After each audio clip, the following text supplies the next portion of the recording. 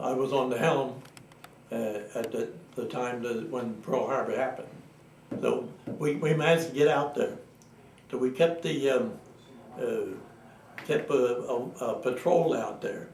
We joined the ward. The ward is the one who dropped the first depth charge. So we set up a patrol out there, waiting for some of the fleet to come out. Well, it takes 2 hours to light off those boilers, so that people were still cutting corners, doing things that you would never do at peacetime, and taking chances on burning up boilers. But they were getting along as fast as they could. But the first ship to come out after us was a cruiser. I think it was the Detroit. That took them an hour and a half to get that steam up so they could get out. So after that, then they began to straggle out, and we put together a little fleet, and we were going to go looking for Japanese. We set out to look for them, but we went west. The Japanese came from the north. They didn't come from the west, which is a good thing, because we found that we weren't in any shape to take on the Japanese fleet.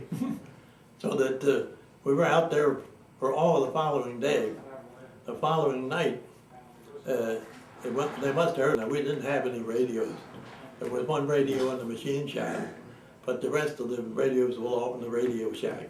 And guys didn't have their own private radios and stuff like that.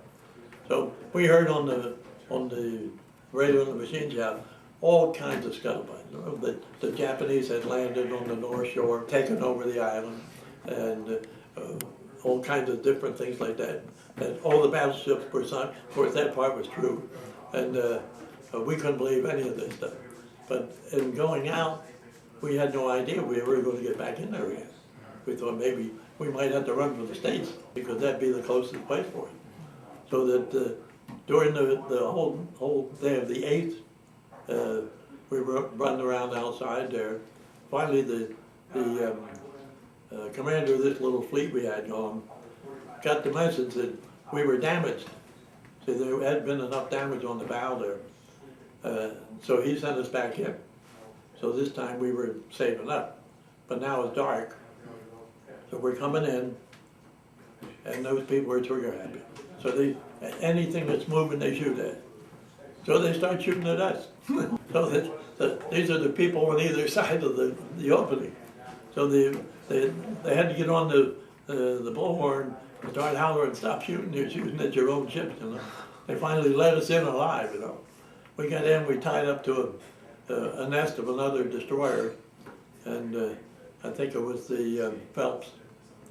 And they said, "Hey, what are you guys doing here? We heard you were sunk." Well, that was grossly exaggerated. We're here, you know. So that they put us in a marine railway the following morning. But the following morning is when we really saw what happened. The Arizona was still leaning over, was still burning. There were still bodies floating in the water. The harbor was covered with oil. They were taking people out of the bottom of the Oklahoma. The whole thing was a total madhouse.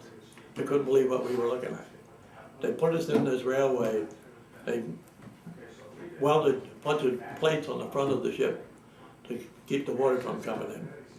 Said, "Okay, you're picked going out." I don't know how long we were out there before they come off, but we went from there. We went down to the Coral Sea battle. We get into the Coral Sea battle, and we picked up some survivors from the Neosho, an oil tanker. This oil tanker had been sunk the night before and was burning, so that the commander of the ship put the major part of the crew out on lifeboats and life rafts, and kept a firefighting crew on board the ship. So when the Henley joined us to go out there and see what we could do about it. So the Henley took the people off the ship, the ones that had been fighting.